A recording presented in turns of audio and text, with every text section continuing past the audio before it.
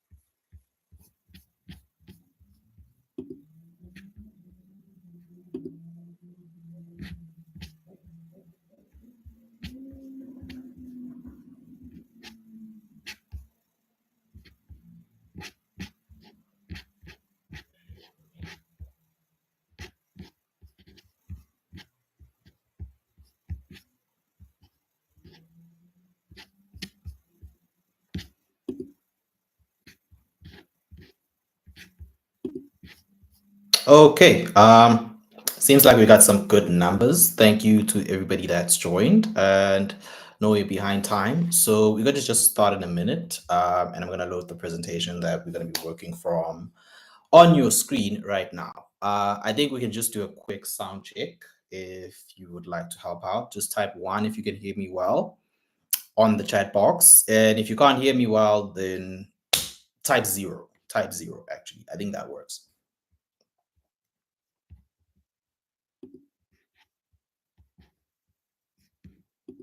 I'm impressed that all of you guys that are already here didn't even need the link just to access this. I really appreciate the proactiveness.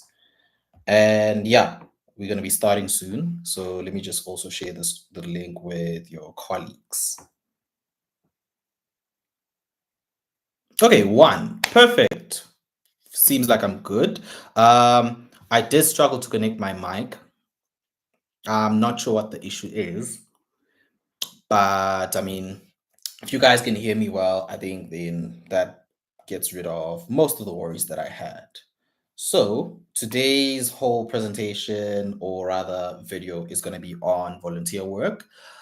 And I think with the 4 people that are already here, just give me a 2 in the chat if you've done volunteer work before. Hello, Didi. Glad to see you joining. Thank you very much. And as always, I will try to make it worth it, guys. It's not going to be a joke thing. So I'm going to make sure that you guys get the value that you deserve out of this whole session. I know you guys spared your wonderful Saturday evening to be here. You could be at Groove, as we established last week, or you could be anywhere else. Maybe you could even be studying, because obviously you guys are part of a very competitive and very intense course. So yeah, give me a 2 in the chat if you've done volunteer work before, while we wait for people and while I share the link to our live video. Mhm. Okay, Simanya seems like the only person who's lent her time. DT as well. DT has lent their time. That's actually good. That's very, very promising. Give me a 2 in the chat if you've volunteered before. Hello, Apiwe.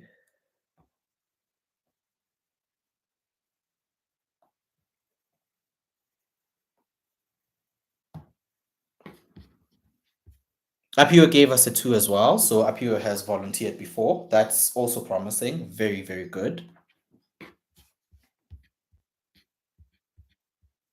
Who else? I see DT, Apiwe. Guys, 3 out of all 8 of you. Okay, give me 5. Give me a 5 in the chat if you haven't volunteered before. You haven't done anything, whether it's a home, whether it's some program that's like very formal, anything. Just give me yeah, give me a 5 in the chat.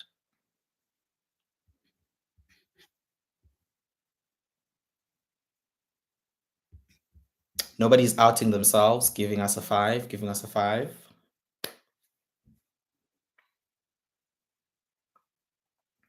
Okay, goodness. Mara goodness, your name is goodness. So not to judge, but isn't volunteering and community service actually supposed to come with your name? Not to judge, not to put you on the spot, but I'm just saying, but don't worry, don't worry. You'll have plenty of time. It's not one of those things that you should feel guilty because we should feel guilty about because obviously it needs to come from the heart. And sometimes it's also not as easy as one may think to find places where you can volunteer or to find worthwhile causes that you can dedicate your time to. So it's not as simple as just raising your hand and then some magic hoop light swoops you and then puts you in a platform where you can actually do good. Sometimes it does require thinking, it does require you putting yourself out there. So we're going to touch a bit on that during this show. Let me share my screen while we're at it.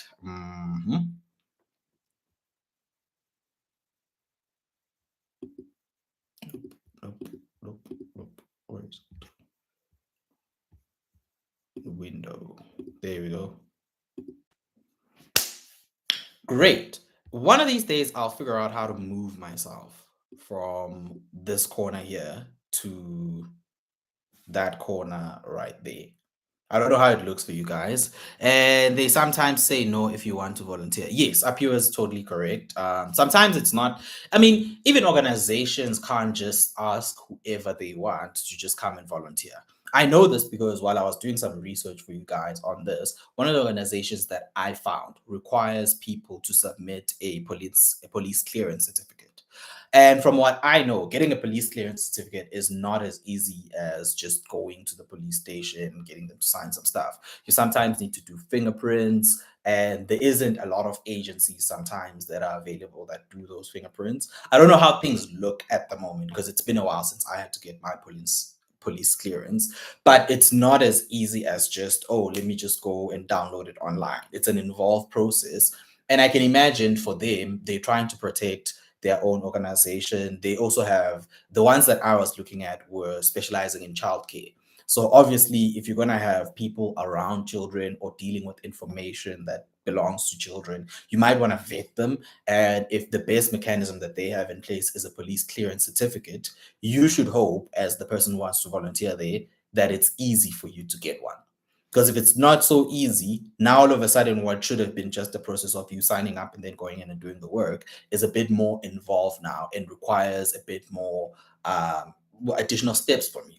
So we got 14 people, which is promising. I think for everybody that's here, all 14 of you guys, if you know a law student that's not here but should be here, please send them the link. I'll paste it in the chat as well. Please send them the link, ask them to join, tell them don't tell them we're giving out anything because we're not giving out anything. But tell them it's nice here. Tell them we're singing. It's a party. Whatever you can to get them here.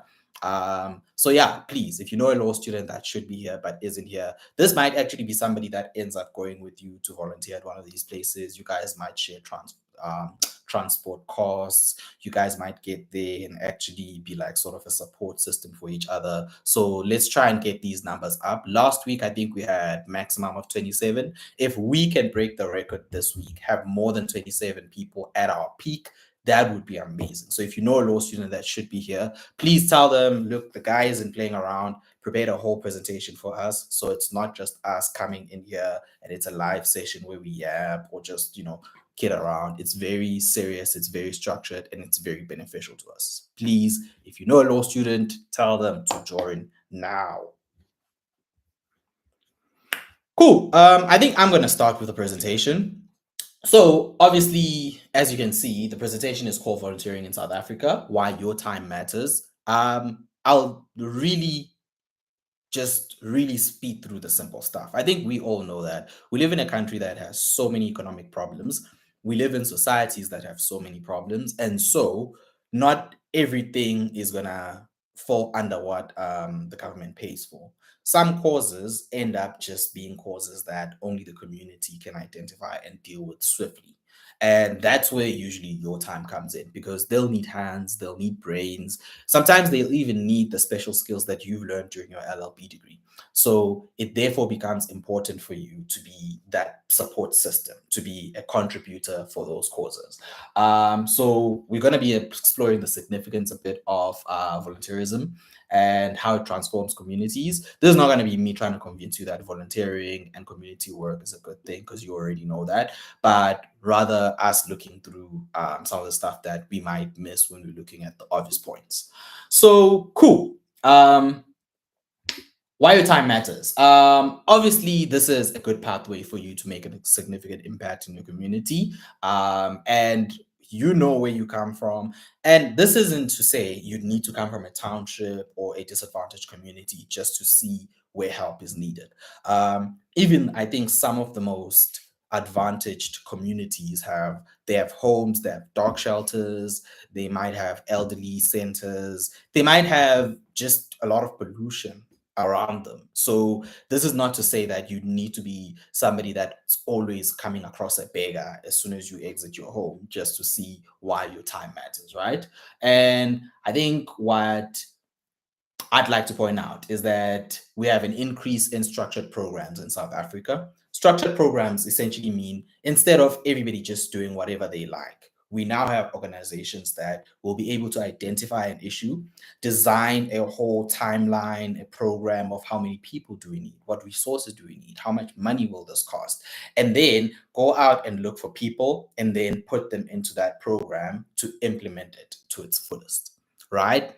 And we have been seeing an increase in that, particularly because the country is becoming a bit more conscious about the issues that we face. And also, we are having a lot of companies that are leveraging off the sort of the societal credit that they will get whenever they get involved in these things. This isn't to say that they do them because they want to shine, but it's to say that the amount of shine that they get by getting involved and helping out with a lot of these initiatives is actually worth getting involved, right? So the first thing I'd like to say is that if you're going to undertake any volunteer work, you'll need to be enthusiastic, especially because when we speak about it, it always sounds like it's going to be fancy until you realize that some of the work you might end up doing might not be so fancy, actually. I remember when I was volunteering, and it's not the UNICEF story because we've beaten that to death, but there was a time where the organization that I was volunteering for was doing a well, it was actually a domestic violence awareness event where they'll invite community members, grannies, mothers, everybody. And part of it was just going around neighborhoods, literally going around the neighborhood, handing out the pamphlets, explaining to everybody that was asking us what this is about, why it's important for them. And it was weird because you would think that people see the goodness that you guys are trying to spread because you're like, oh, we're from this NGO, we have this nice event. But for them, it's like it's a day, it's a whole, it's time out of my day that I have to dedicate to come to this event. You'd need to be very clear on why it's beneficial. You need to be very clear on why I should actually even care about this whole thing.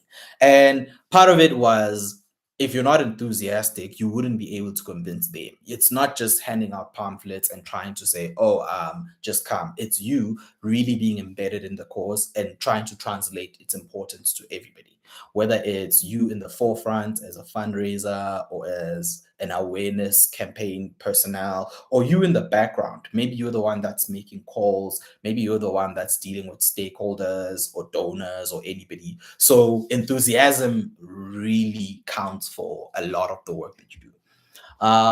Yeah.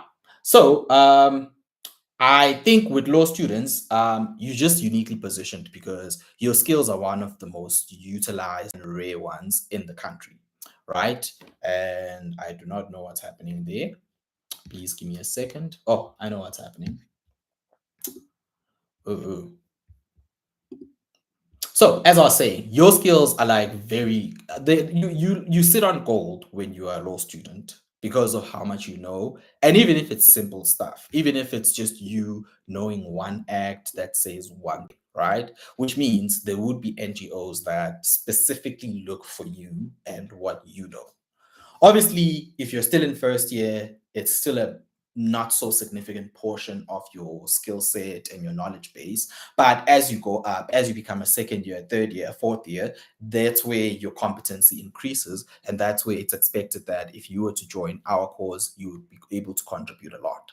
This is why, if you are in your fourth year and you come to a recruiter with your CV and you do not have any volunteer work as part of your experience or your prior work, as much as, again, nobody's going to judge you, nobody's going to put you on the spot or criticize you, but it does speak to a lot of how you are underutilized.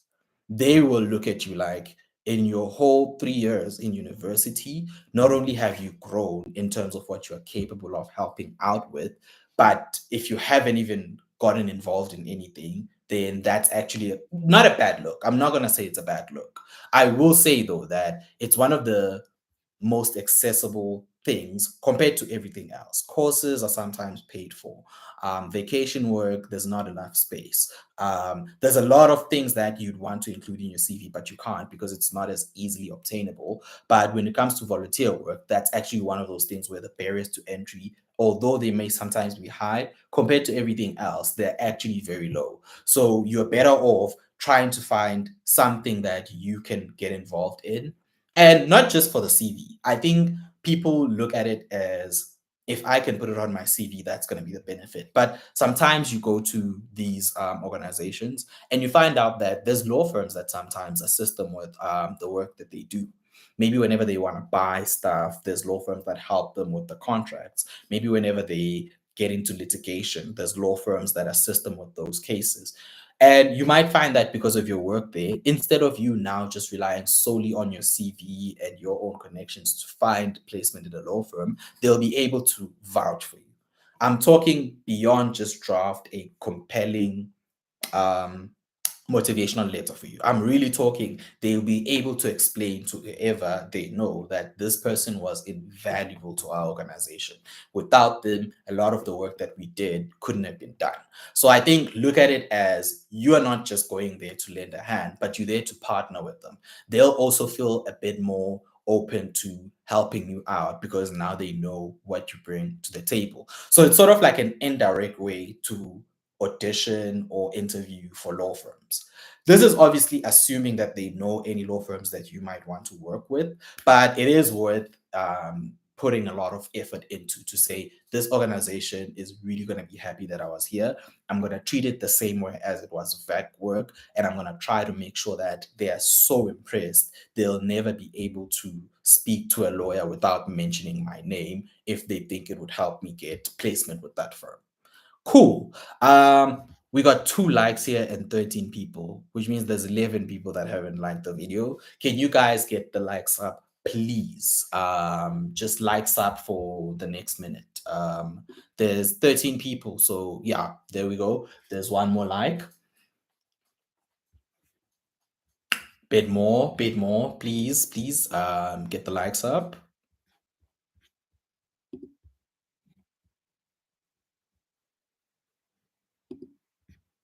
Likes up, please.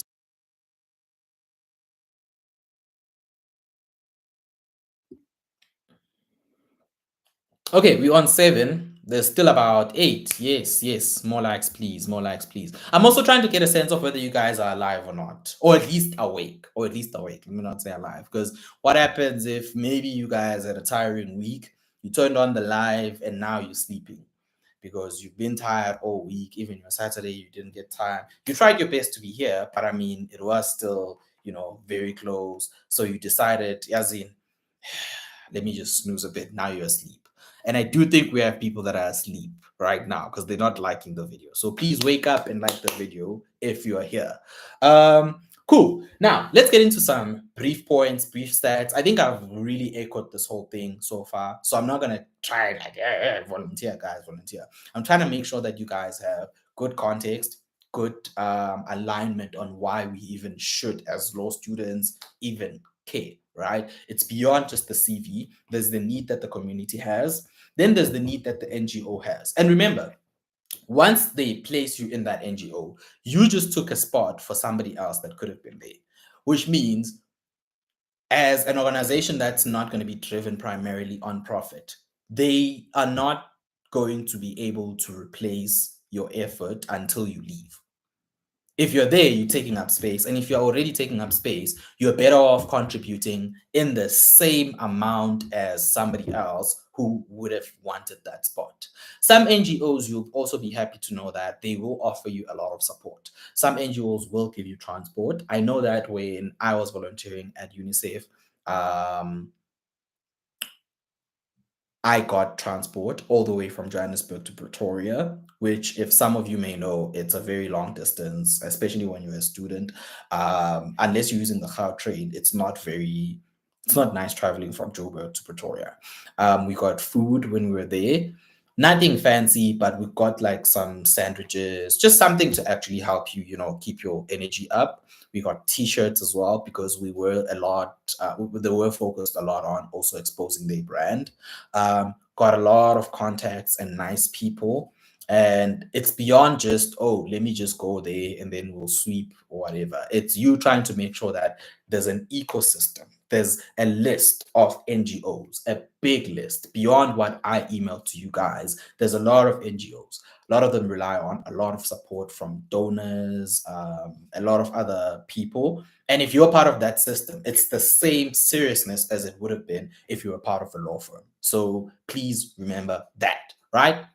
Cool. So in 2023, 78% of large companies adopted employee volunteering programs, and 65% of them were appointing dedicated staff for management. I know this because the law firm I was at, they had a lot of community service programs, whether it was annually or ad hoc. Annually would mean that around a particular time each year, they would essentially put an email out to everyone in the firm and say, guys, this is one of the causes that we are part of. We're dedicated to this. This is the school that we're helping out, and we'd like it if people can sign up. If you know that, okay, this week it's not very busy at work, let me actually go there. And the good thing is, and I think we'll mention that here, it's kind of paid for at that stage because you are now using time that the company is paying you for to go do something that benefits the community. So although you're not getting paid for directly for what you're doing on the ground as part of that volunteering effort, your company is still paying you. You're not on leave and you're not just out there doing it on your own. You also get to be embedded within the program that they have, right? Which means instead of you figuring out all on your own where your part is, they'll actually already have a part established for you. Cool. Our thingy just keeps going in and out. This is because I'm using an incognito tab, and the tab keeps timing out whenever it feels like, you know what, I've been open for too long here. For security reasons, it's trying to basically close down everything. So I'm going to try and see if I can open it on one that is actually going to be open for longer. If you have any questions, please send those right now. Again, I need to test if people are asleep because we have 7 people that still haven't liked the video, and I'm not certain where they are or what they're doing right now. Hopefully they hear. Hopefully they can hear me.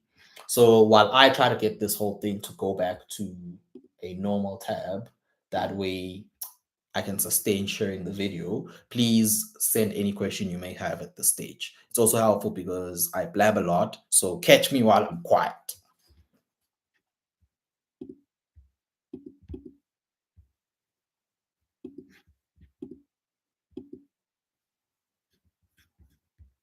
Questions? Anybody? Anybody? Any questions?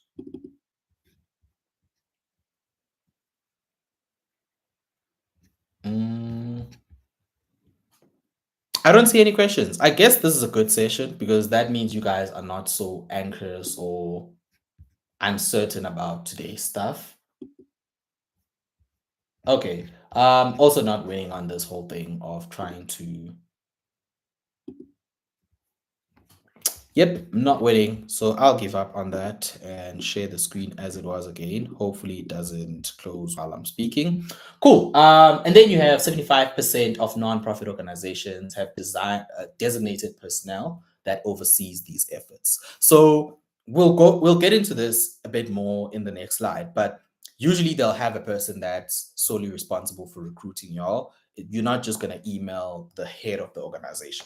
They will have somebody that's responsible for onboarding people, giving them briefs on what the organization does and what it needs help with at that moment, and what you can get involved with at that time. Only 21% of NPOs allocate a specific budget for volunteering activities. This is again what I meant by you need to be enthusiastic and serious when you get there, because these are people that have even allocated money just to help you with the work that you'll be doing there. So already they've designated money for transport, t-shirts, food, any other thing. Sometimes it's even getting access to certain places. So for example, when I did the fundraising, um, the NGO essentially had to approach the malls. I'm not sure if they paid for this or if perhaps it was part of the mall's donation, but you can't just walk into a mall with t-shirts and start bothering people that are there. You'd need a designated booth and you'd need to have been approved by whoever manages that shopping center or mall to be there. Usually, for everybody else, like the actual for-profit companies, they would have to buy that booth or that stand, and you'd buy it for a particular amount of time or rent it rather. So essentially, you have people that have not just said, hey, go stand there and fundraise for us, but they've even put money into buying that area where you will be standing. So just understand that it's not every NGO that will have money for this. And if they do have the money for it and you're already part of their personnel there, it's also extra important that you be serious, because already we are losing money while trying to help people out, which it's kind of a very tricky spot to be at, but you can help out by being serious there, right? This reflects a trend towards more organized volunteering with professional oversight. This is us coordinating all the volunteer work rather than just having it dispersed and everybody doing their thing. And as you can imagine, despite all this progress, we still have constraints for effective implementation. And I think for students, right, assuming you haven't found anything on the internet, that's where your proactiveness comes in, because you then have to go and see, okay, can the faculty office help me with anything here? Do they perhaps have programs that I can go and ask about, right? Or can maybe what do they call it? Student representative council office help out. Whichever office is kind of central, you can imagine that they also engage with a lot of the NGOs, and there's maybe something there where you might have missed it on the internet, but on the ground, there's a form you can fill out, there's a person you can contact, and there's something you can get involved with. Kwandile, hi Tando. How do you suggest balancing volunteer work with university studies? That's a good question. And I think the key thing would have to be, where do you sit? If you're already having a stable period in your academic experience for that year, so the semester's going very well, you've done very well on your tests, and you are hopeful that, look, if I have a moderate pace for studying, then I'll be able to end up doing well in the exams as well, then you can be certain that you have time to spare. If you are already coming off a rough period, you have two modules maybe that are very shaky at the moment, and you're not sure if you will be able to make it without putting in additional effort into those modules, I would say try to help yourself first. Don't put pressure on yourself, because it also won't look very nice if you go to this law firm and you're like, hey guys, past 6 months, I've dedicated myself to this NGO and we did amazing things. But then when they look at your marks, they feel like you didn't learn as much as you should when it comes to the law. So I would say that is a good consideration. And the first thing would have to be, am I doing well with my studies at the moment? If I'm not doing well, then it's safe to assume I do not have time to spare. It's not you trying to be selfish. You shouldn't even feel guilty about it. You just need to be fair about it and say, look, I'm not doing well at the moment. I'm going to dedicate this additional time to my studies, and then perhaps in the next semester, sometimes even when you start working, because this is not a periodic thing. It is not something you just do while you're in varsity. Then once you get your jobs, nope, never doing it again, right? So try to look at it in terms of how much time do I have, and is the time enough for both my studies and the volunteer work?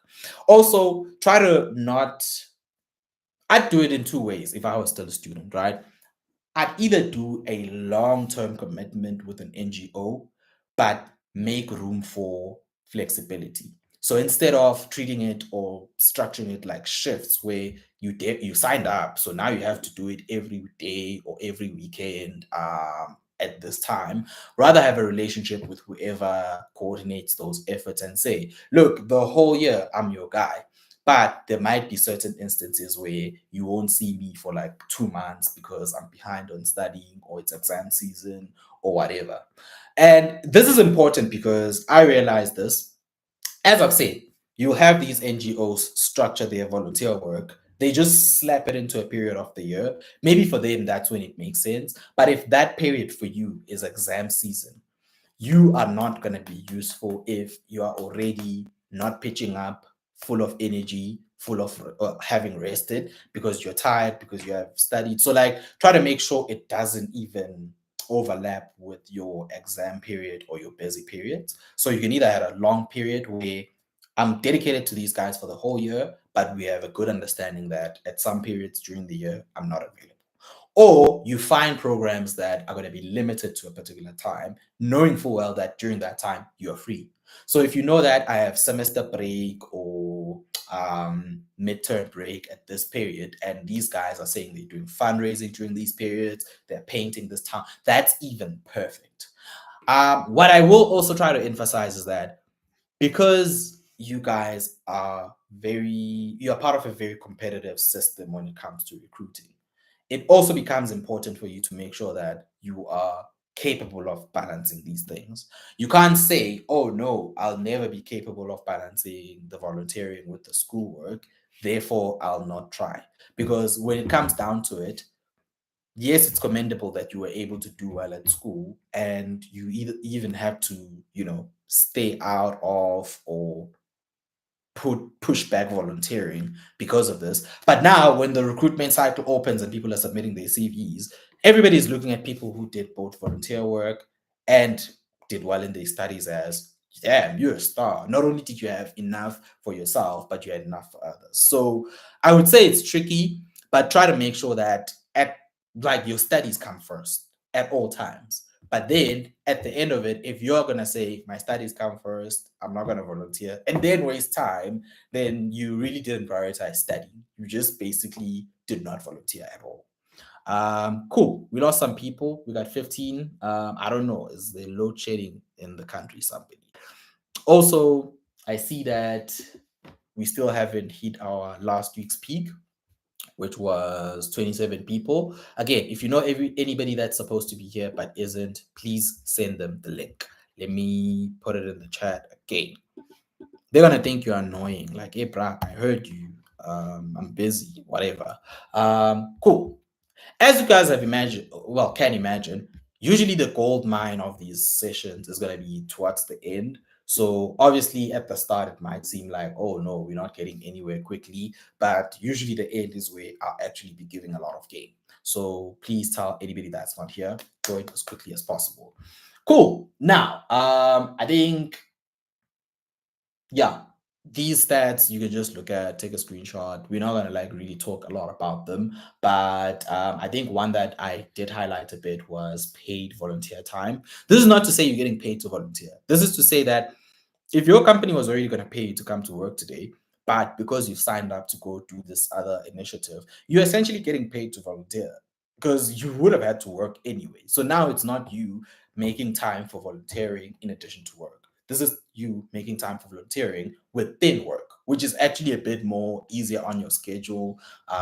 And assuming it's part of a structured program by the firm, by the time they celebrate whatever achievement they would have had at the end, you're part of that core team that contributed. So if it was a fundraising event, when they essentially announce at the end of it that, oh, look, we're able to raise this much money, you're sharing in both the firm's credit, your own personal credit, and the NGO's credit. So it's a very nice sort of intermingling of stuff there. Great. And I think this we've touched on the fact that you guys become a very core pillar of the whole system that NGOs have, where they utilize people or human capital to push forward their own initiatives. Um, and then now this is the gold mine.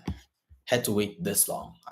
Whoever's not here is missing out on this, especially because anything else you might have said, okay, I already knew all this. Why are you repeating it or why you keep emphasizing it? This is where it's at. So I think I'm gonna give everybody a chance to invite at least one person to join the live. I really refuse to believe that you guys cannot double this number of people. Like there's 15 people here. I refuse to think that there isn't an additional 15 people somewhere out there that are either watching. There's not even Skim Sam today. Like it's a Saturday. So I would understand if your dog, your live happens at the same time as Skim Sami. So please ask your homies to join the live now. Yeah. And then before I get into the personal strategy, can anybody who has a question just let me know? Thank you very much, Kwandile. I hope I answered your question. If I didn't, then you can let me know. And while we're at it as well, can you guys let me know if you received the email that we sent today? No, it's a Saturday. People are probably not checking their email inboxes, but we did send you guys an email with like some important information. So type one in the chat if you got the email.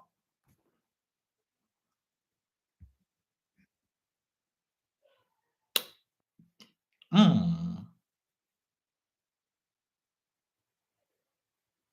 Okay, Karabo did.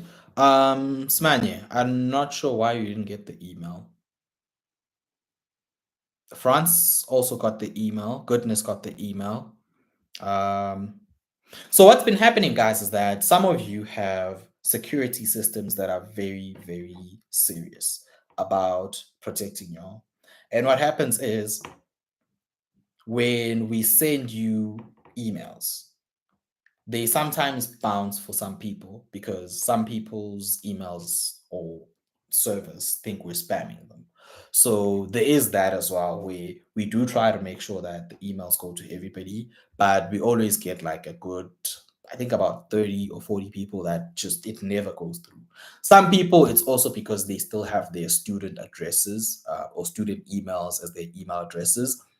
Those are also a bit problematic because again, those email addresses are not meant for people from outside your organization hitting you up a lot. They're meant for your organization, which is the university, communicating with you on a regular basis. So there is just that issue a bit, but I'm sorry that you didn't get the email. Let me try and just get the link to it quickly and I'll paste it in the chat here if I can. Okay, 18 people. Who came with 3 people now? Just now. Thank you so much. Okay, I'm not doing this. It's asking me for a lot of authentication stuff. Some organizations whose names I will not mention wants law students to pay 5,000 to volunteer. Yeah. Look, and I get I get the sentiment on that way. It's like, why would I pay you to volunteer? But it's what I was saying, where sometimes even finding somebody to coordinate all this work is going to be a lot of time. Sometimes what we want to do is specialized, and we do not have that specialty in our organization. We have to hire somebody. Sometimes you will need transport. So, in a sense, and I'm not at all endorsing that you should pay this or you should actually think it's right to pay to volunteer. I'm just saying that it's them saying, we have a structure that we've built. You can come into it, but because it's going to cost a lot, this is how much we want you to contribute. I do understand what they're doing. And obviously, if I was still a student, it would have been a very tall ask to say, can I pay 5,000? But I think also it's one of those things where you would then have to go further than just knowing that you need to pay and start understanding what exactly you will get in that whole program. By what you'll get, I mean, if they're saying, look, we want to do research and we need you for your research skills, part of the 5,000 is us paying for the license to get into that research platform. Part of what you're getting is an understanding on this topic.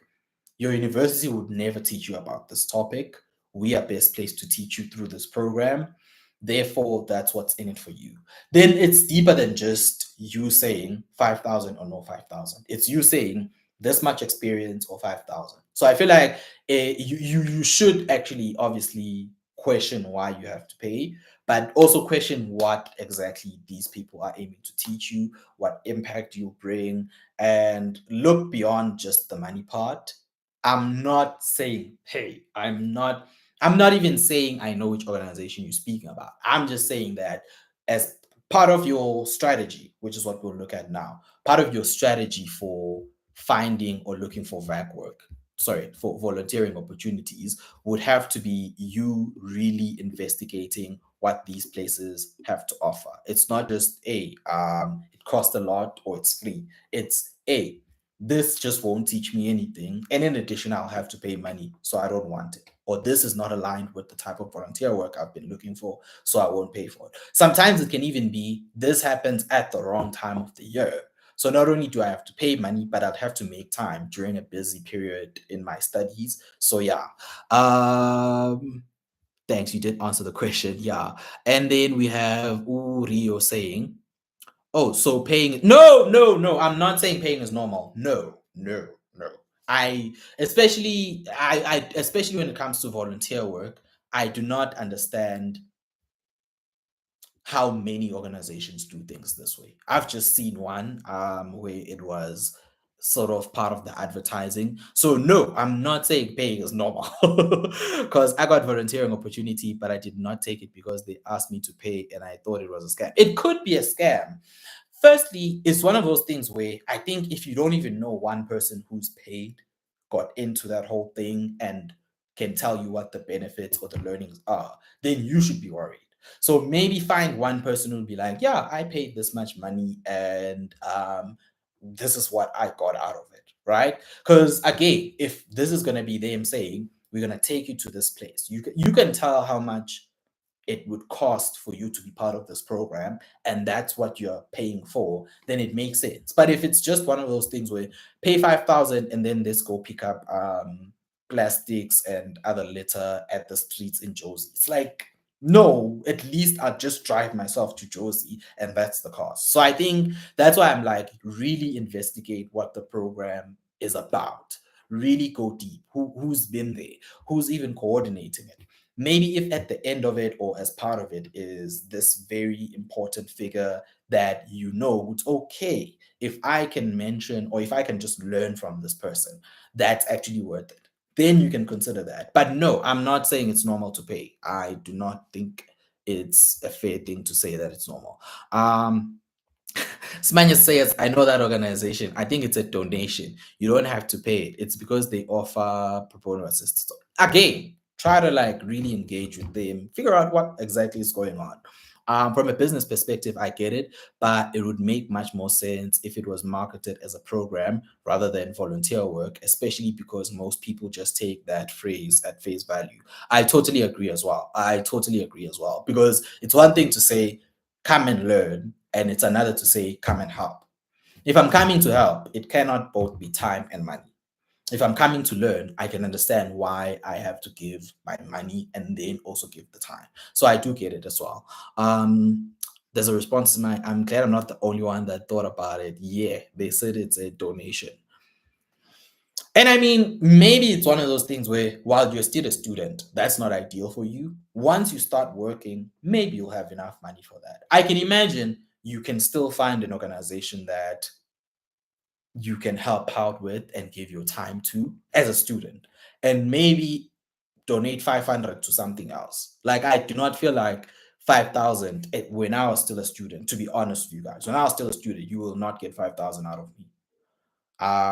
No, 5,000 wasn't even my monthly salary when I was working in my fourth and final year in university. Sorry, in my third and final year. So like already it's a month's whole salary. I'm not. But you would also be able to convince me to volunteer my time if it didn't come with putting in the money. So anyway, let's go into your personal strategy. I had a humble experience.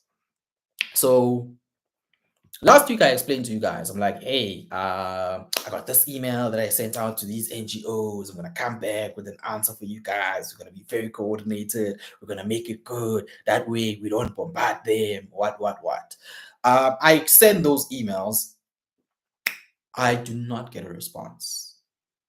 Bomb, like zilch, nothing. And I think this is actually what I needed, because if I was going to come to you guys here and say, oh, you need to email these NGOs and do whatnot, it would have been very frustrating if somebody listens to that and they're like, yeah, dog, I have. It's actually just as challenging as getting articles. Like I submit, they don't come back to me. So I had targeted two NGOs, and I'll show you right now what I had said to them and why I said it. But yeah, they ghosted me, and I'm not saying it's upsetting or anything. I'm just saying it wasn't as easy as I would have imagined. I thought the next day they'd be like, "Yeah, bring 10 people," but I started to have an appreciation for how it's not just as clear cut as you'd want it to be, even to be heard by these NGOs when you are trying to say, I want to help out, right? So from this segment on, please listen carefully, right? We're going to go into what you should be doing if you haven't volunteered, in order to not only find volunteer opportunities, but make the most out of the whole experience, right? Cool. The first thing, you'd have to create a direct, impactful message highlighting your skills and your availability. This, for everybody that's here, is a template email that you will be sending out to every NGO that you want, right? It should be just as serious as the email you would send to a recruiter in a law firm that you're trying to get attention from. It should be just as serious as the email you send to your lecturer whenever you are inquiring about exams or whatnot. And this must be direct, impactful, and highlight everything that you have to offer. Because if you're getting somebody who is in charge of a big organization, maybe even a small organization, and they're getting a lot of applications, they might have to, as we've discussed, look at, with the resources we have and with the time we have, which people are going to give us the best return. So it's not as simple as, oh, let's just get 100 people in. It's, we need to have transport for these people. We might need to have lunch for these people. We might even need to have training for these people. So we're not going to take on 100 people. We're actually going to take on 15 people. And if we're taking on 15 people, now it's the same selection process as it would have been if it was for articles. And the thing is, it's obviously not based on marks now. So it's actually a bit more trickier, because now it's not like, oh, this person is a star in university. Now it's, hey, I've previously done this and this and that. It matches what you guys kind of do. Or now it's you trying to sell yourself, right? As more than just a law student, but as an enthusiastic and eager person that's looking to come into this organization and have an impact. Wait. Why did we move? Okay. You have to research aligned NGOs. Aligned in a sense that, one, geographically, it has to make sense. Unless you know for sure that this NGO has virtual programs that I could join into, maybe they have something where we need people to help out with designing or researching things you can do when you're at home. Unless that's the case, I would say try to look for NGOs that are within your geographical jurisdiction, if I could say that. Mainly because if they have anything that requires you to attend personally, maybe it's training or something else, it's going to be easier to get to them. Two, pick NGOs that are doing things that you are at least interested in. Obviously, this is not going to be, it's easier said than done. Like, it's not as easy as, oh, I like intellectual property law. This NGO does stuff in intellectual property. But it's to also say that it's going to make more sense if you are now going into a law firm and you're like, yeah, I love intellectual property law. I even have volunteer experience linked to that. So try to make sure that it makes sense in terms of what will I be doing there, where will I be doing it, and what am I interested in, right? And then you need to prepare your introduction. This is where now you're looking at, you've drafted your template email. Now you're trying to make it custom for each and every NGO. And it needs to be concise. It introduces you and expresses your eagerness to contribute and volunteer. This is not going to be as strict as the articles or trying to get a job process. So you're not going to be attaching your transcripts and all that, but you still have to be very, I'd say, clear and expressive and eloquent in like, this is who I am, this is what I want, and this is why I'm a good fit. You shouldn't think of it as, oh, they need volunteers, so I'll just waltz in. Again, there is a selection process that even goes with them trying to find people, right? Let's see. That's what you should do. Ignore the 2023s, but identify key websites where you can find NGOs. Our email today sent you guys a short, we called it a limited list because it's not every NGO in the country. I do believe, from my understanding, and let me just beef up that understanding now. Matt, you know, I do not, I believe, there's an NGO register that you can go and find. I forget the exact website that it's at, but it's a government website. It's where every NGO that's registered in the country sits. In fact, I don't know why I got lazy when thinking about doing this. It's gonna be worth it actually. Um, Please give me a second. NGO register South Africa.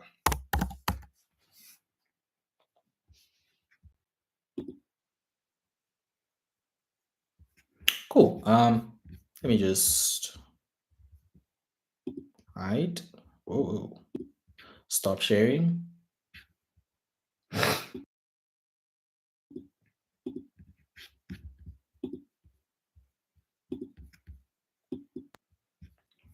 Okay, so I think it's the Department of Social Development.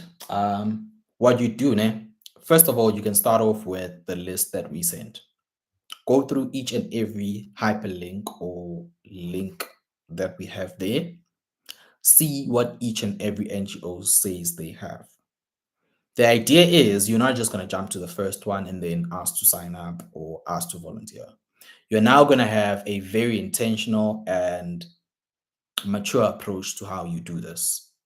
You want to go through each and every website. It's not going to be hard because it's not going to take you more than 3 minutes in each website to figure out if it's aligned with what you want or not. Literally, you go in, usually they'll have a tab for volunteer work.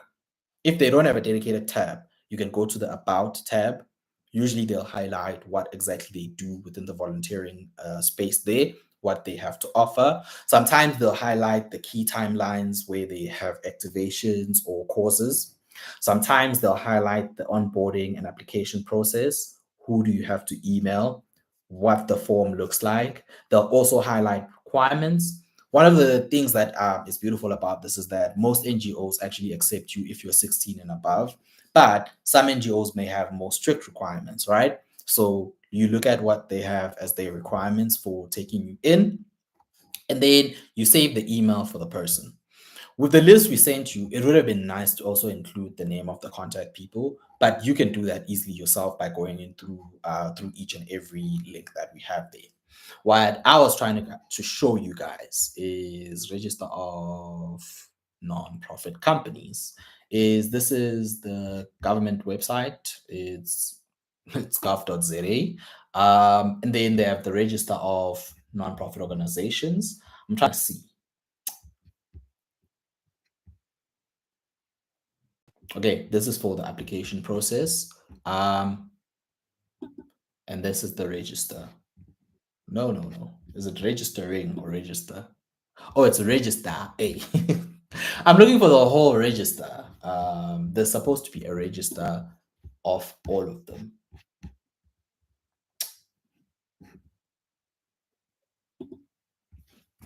And this idea is, well, the idea with this is if you find that our list is not impressive to you, you can like start looking at your own list and creating your own list.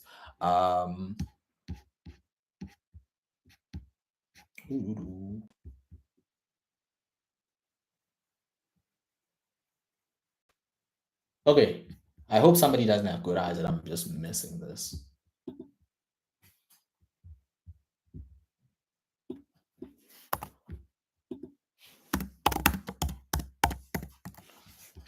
We're going to flip it around. List of NGOs. Okay, but this is not South Africa. Or is it? It is. Whoop. So you see how, as much as we had our list, you already have something that's like already set for you. Obviously, you will have to filter these according to, again, your geography and what you're interested in. But it's Gardner Physio. They already have a list here. Maybe it's also aligned with specific things here. Maybe it's health related NGOs. Maybe you're looking for something that's a bit more linked to a particular industry or whatever. The good thing is also volunteer work isn't just purely done with NGOs. You can actually find companies or other government organizations where you can look at what they have as well. We have a question from Simanye. How do you go about reaching out to a particular if they are doing something that you have a huge interest in but don't have experience in that industry just yet? That's exactly what you tell them. You tell them that I'm looking for experience in this area.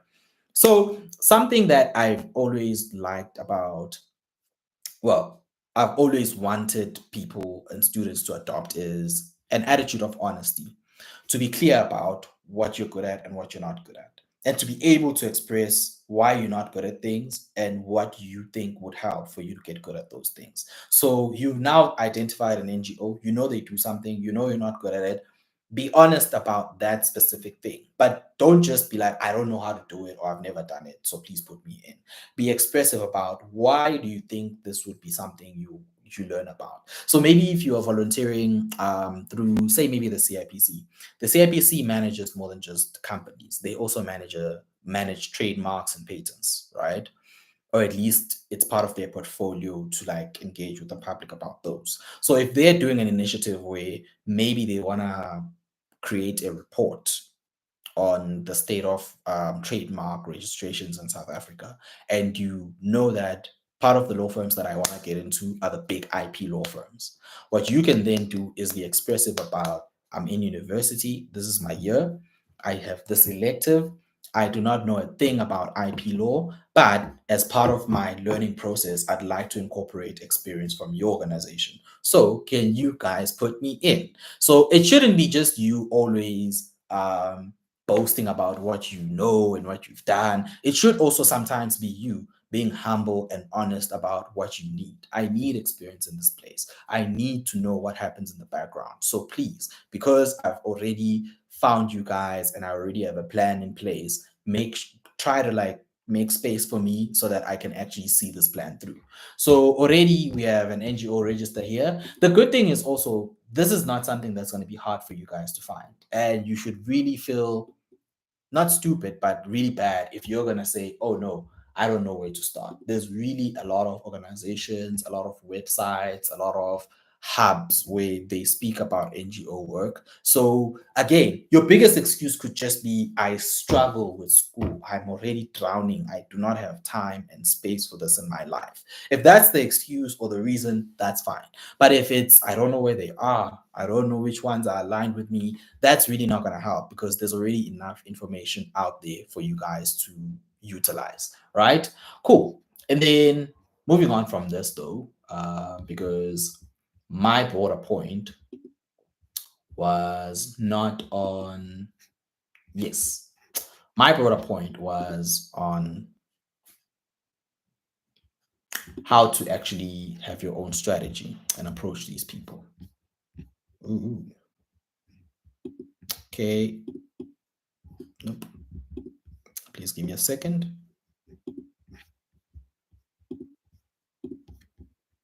There we go. Cool. I do recall having a whole email that I included as part of these slides. So you identify key websites, which is what we've just pointed out. You create a checklist of criteria, including alignment with personal interest, time commitment. So you can literally put it into your calendar that I'm only open to doing volunteer work at these times. That way, even if you're lucky and one of the people you emailed are like, yeah, we'd love to have you. Please come on these dates. If you know those dates are blocked off for schoolwork, Now you can be honest with them and ask, is there an alternative time I could come? Can I do it again next year? But this is to make sure that your strategy isn't clustered, where you spend too much time reaching out to NGOs in the wrong way. They never consider you. By the time one considers you, they put you or want you to commit during a time where you're busy. And now it's just not a nice experience. And this is you trying to be good hearted and open yourself up and give to the community or to the NGO you've chosen, but now it's not so joyful for you. So first thing is you doing that whole research to find out where they are and who they are, and then you creating a criteria of, look, is this what I'm interested in at all, and is it also going to be aligned with the time that I have to actually give to this cause, and also impact level, right? Look, we see a lot of papers on the street every day. If you find an NGO that says, let's go pick up what you call it, garbage from the streets, that's fine. But you're gonna have a hard time convincing anybody why you spend your whole holidays picking garbage up from the streets, because there's really nothing you've learned from that. It was good to give back, thank you, but now you have a CV that it's, you might as well not mention it. It might as well just be something you did out of the goodness of your heart. Whereas if you're picking something that you know that, look, by the end of this, again, I'm not doing it just for the CV, but it's gonna complement the CV. This is now additional reasons for you to go harder at this. This is also additional incentive for you. Not only are you doing good work, but you're also doing good work that will count for something when somebody asks you what you did, right? So try to make sure that you incorporate that as well. Set the schedule for regular checks for the website you've identified, because that's another thing. Some websites, when I was doing this research, I came across that they have a page for volunteer work, but it hasn't been updated for this year. So now, instead of you just checking the website and giving up, you could have a timer, or what you might call it, a reminder every 2 months or every month, where go check on these websites and see if they've updated anything, or go email so again and see if they'll respond. Like, you could actually do this as an exercise every so often, right? Rather than just, oh yeah, after that live session I did it, and then I didn't like the experience, or I didn't see what I'm doing, so I'm giving up. So try to incorporate that as well. Ignore the 2023 that appears here. Mm, why did this whole thing have a 2023? Okay, I see. My email wasn't incorporated, but Muniwari, I think that's how they say it. I'll just pull it up myself. Mm,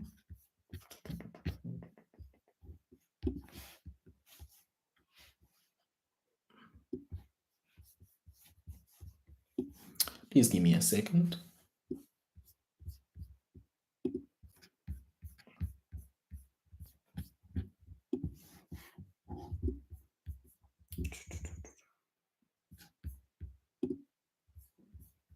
Great.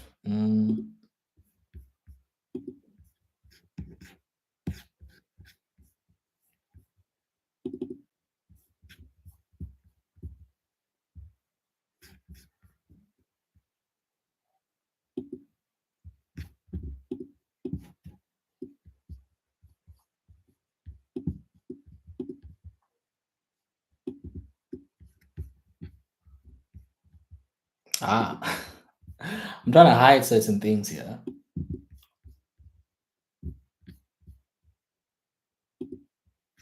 Oh, okay.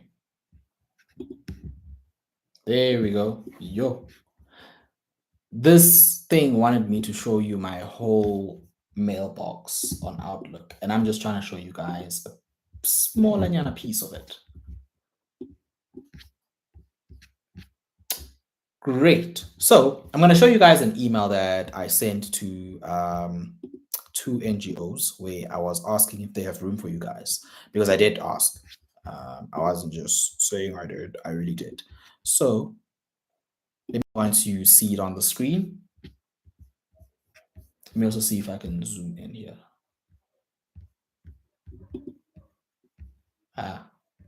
Doesn't allow zooming in.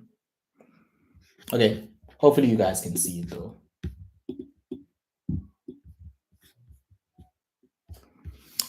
Please put one in the chat if the email is visible. Like if you can read it. Like if you can read the text, please put one in the chat. Why do we have 20 people all of a sudden? It's like you guys know we're getting into the good parts. Why? Where were you all along? Where were you all along? Please. We were asking for all of you, and you guys did not come to help us out. Thank you, Kutlano. Thank you, Ayanda. Thank you, Simanye. Where was everybody before now? Where were they? We need moderators that are very petty so they can kick people out if they don't like those people being in the whole live. I know it's counterintuitive, but maybe. And we lost one person now. Cool. But okay, I think you guys can see this. So here's my email that I had sent to the two NGOs. So this person's well, it's an info email anyway. So this one, it did not have a specific person that was allocated. There is another one that I also sent that had a specific person that was allocated to it, as in a person within that organization that deals with recruitment of volunteers, right? So within this one, I had obviously to like, dear sir, madam, because I don't know who they are. This goes back to just the email etiquette part. So ignore it if already you like, oh, I would have done that as well. Like that's nothing new. But I had to tell them, obviously, my name is Tanu Tabete. I'm reaching out on behalf of a Samson. This is because I wasn't trying to speak on my own behalf, but you would just say who you are, obviously. And then I explained what we do as a Samson. I also gave them a link to our website. That way they could just see a bit of who we are. If it was you, instead of the link to a website, because you wouldn't obviously be representing an organization and therefore wouldn't have a link to a website, I would attach or put the link to my LinkedIn. Because if you're not sending in your CV, but you still want them to understand a bit more about who you are, at the least you can like use your LinkedIn as that sort of formalized page about who you are. So you can like swap this for your LinkedIn to say, hello, I'm so and so. I'm a third year student at the University of so and so, and please see my LinkedIn for more about me. And then here, we just said that, or I just said that we're currently looking to assist students that seek to undertake volunteer work. And at this stage, we have chosen children's rights organizations as the most ideal place where students can contribute their time. I obviously had to decide what type of organizations would I be reaching out to. And here we just basically, well, I had went with children's rights and childcare. And your organization's work in this space aligns closely with our goal, and would love to share your volunteer opportunities with our students. So we were saying, look, if there's anything that you guys are doing at the moment that you want students to know about, you just tell us, and then we tell the students, right? And then we also had to tell them, we understand that it could be overwhelming if they receive too many applications. And so we want to confirm, one, whether they're accepting any new applications for volunteer work. That's important, because if they say no, we close it off there, we move on to the next organization.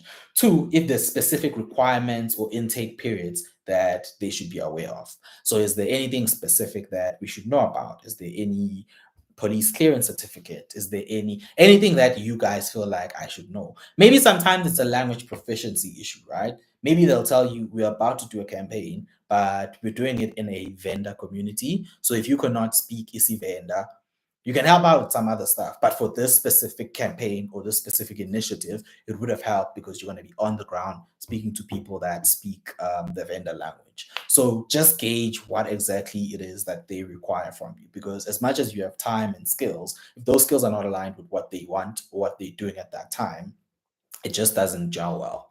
Intake periods is also good to know, because again, if they say, yeah, we always do it, we always do these things at this part of the time of the year, but it turns out that you are busy because that's exam season, that's a bad deal for you from the get-go, right?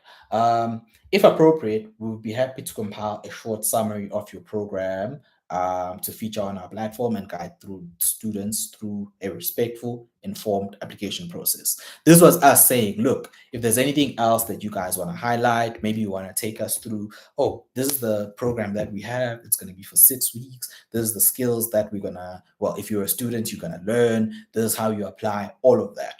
So you should have something that really looks a bit like this, that tells them who you are. It tells them, or asks them rather, key questions about the programs that they might have. What time periods, what requirements, what's the program, everything. Similar to when you guys were pointing out the whole thing about the donation, with the 5,000 for the donation.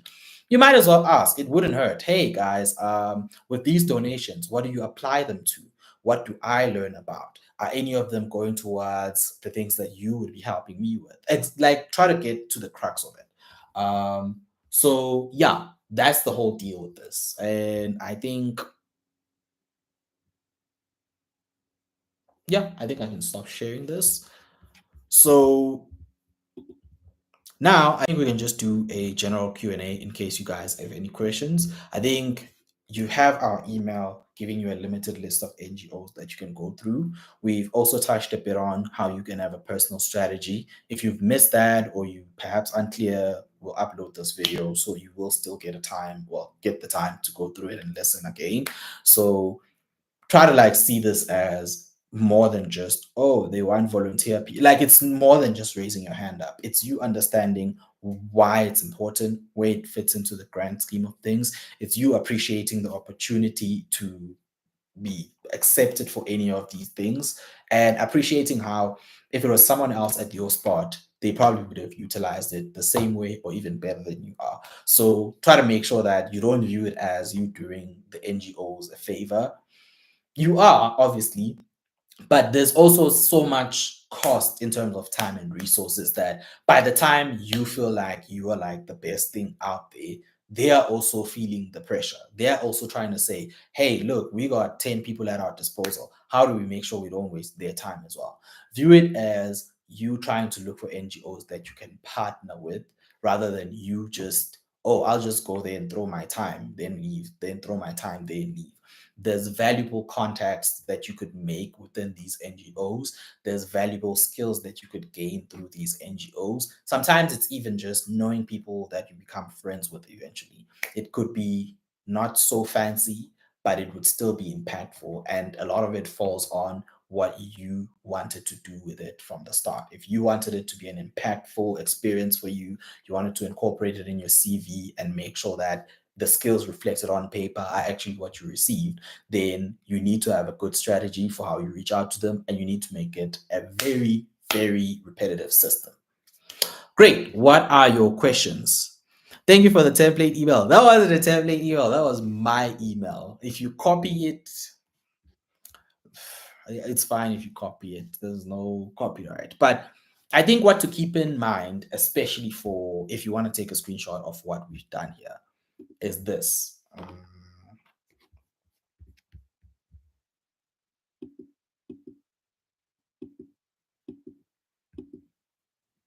Okay. I've had it with this presentation. Last week's presentation was so kind to me. This one is not so kind. Yeah, it's this. If anything, leave with this as well as the email template and the list we emailed to you guys. But it's that you need to identify key websites. It doesn't even need to be these ones specifically. Just play around the internet. Create a checklist of criteria for how these NGOs that you've now found online align with your own personal interest, the impact and the time commitments that each of them require. It might end up being that you wanted NGO A, but NGO A is only busy when you're busy, so it doesn't align. So you go with NGO B, and it's a sacrifice, but it might just be the case in your instance, right? It might just happen to you.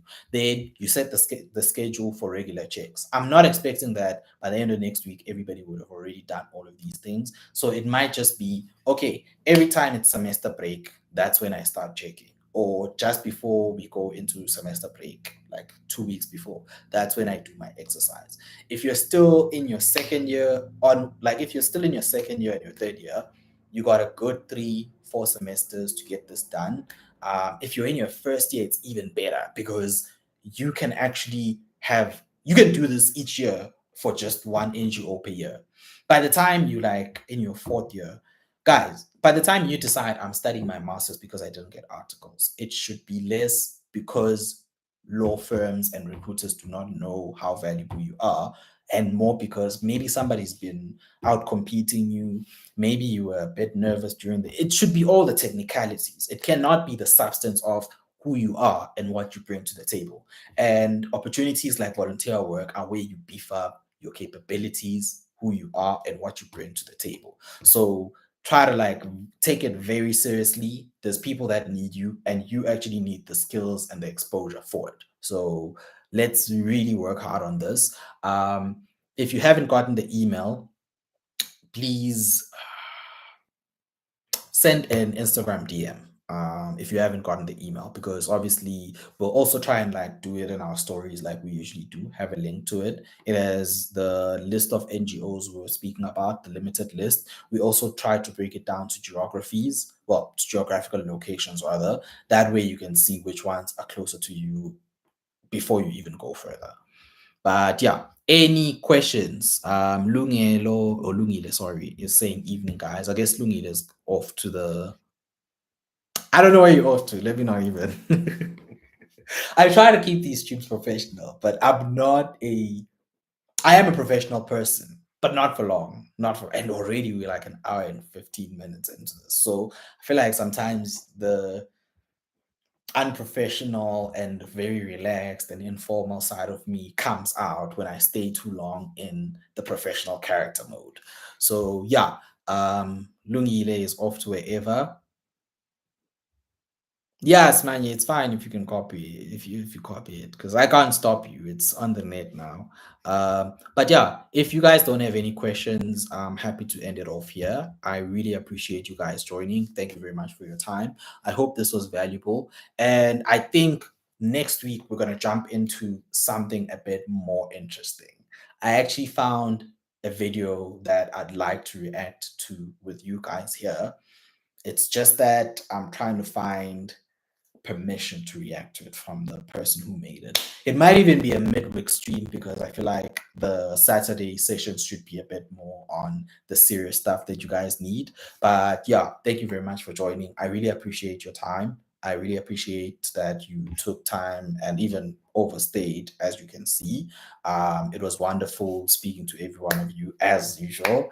And yeah, have a good evening. Stay safe and maybe even study if you feel like you have that Saturday motivation.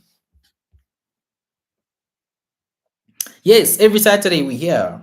Every Saturday. You guys elected this date also, so I'm not even feeling bad about it. Every Saturday at 6. If I'm late, you wait in the waiting room and you join. So yes, every Saturday at 6, guys. Tell your friends, tell everybody, and maybe they could even bring different energy to this whole thing. Maybe they'll actually make it more fun if it's not so fun. Maybe they'll have things that they want to discuss that maybe help as well. Um, I'll also try to incorporate topics that you guys want to speak about. In fact, I think I'm going to put up a poll. Next week is going to be totally on what you guys want to talk about. I'll see where I fit in the video reaction that I want to do.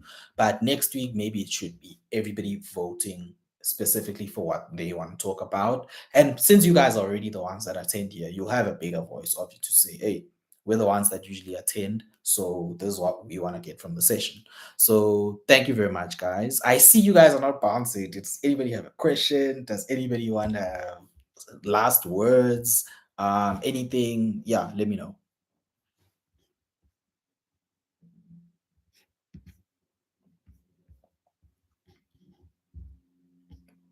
Okay. Okay, thank you so much, Mutao.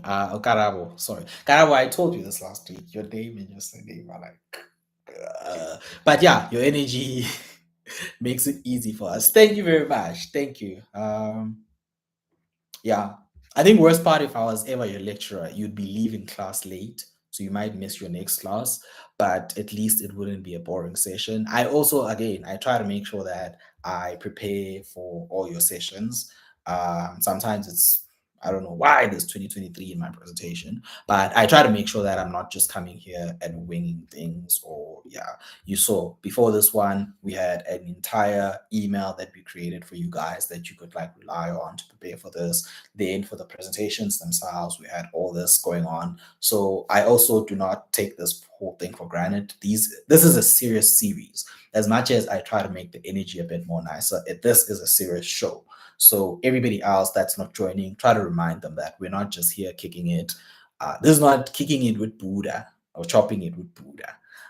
We're really okay. Let me not say that. By chopping it with Buddha, that's a podcast, by the way. So it's not me trying to say anything funny. There's a podcast named Dropping It. So this is not that podcast. We're really trying to have informative sessions here. So yeah, I see people are still here. Why are you guys still here? You're making it hard for me to leave. It's really hard for me to leave when people are still here.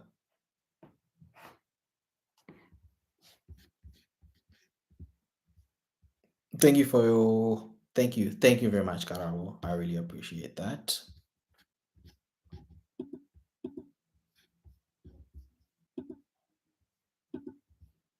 Great. I think I'll end it here because if y'all not gonna go and sleep or study, I'll go and party or whatever. So cheers, guys, and have a good one.